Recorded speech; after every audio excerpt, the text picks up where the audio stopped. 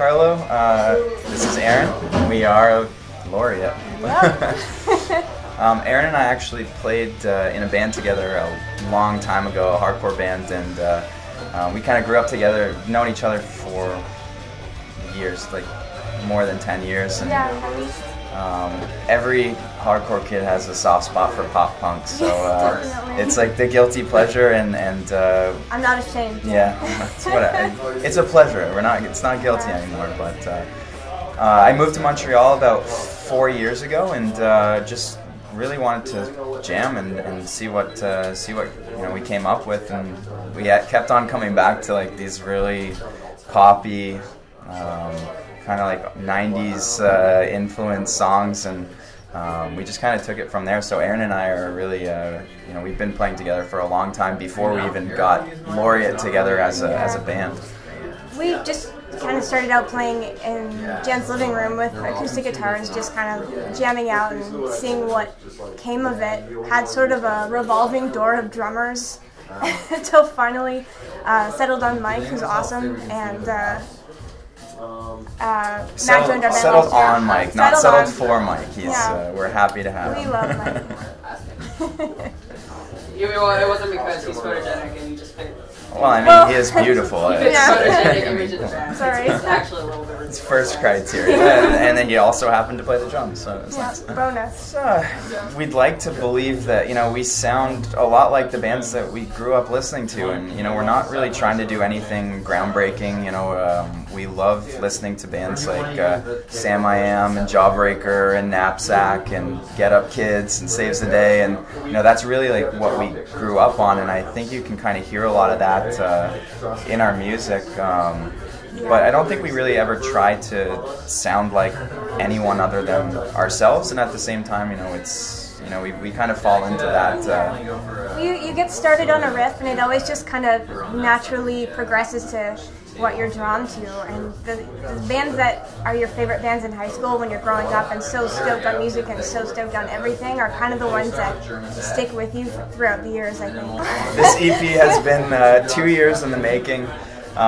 We've gone through a few different members. It's kind of we all have day jobs. We're not musicians for a living, and so you lose a little bit of momentum every time there's a little change, and so we've had these songs that we've been trying to get down onto a record for a long time, and we were happy enough to work with Joseph Donovan at Mountain City. And we recorded those songs probably almost a year ago. 2011, okay. November 2011.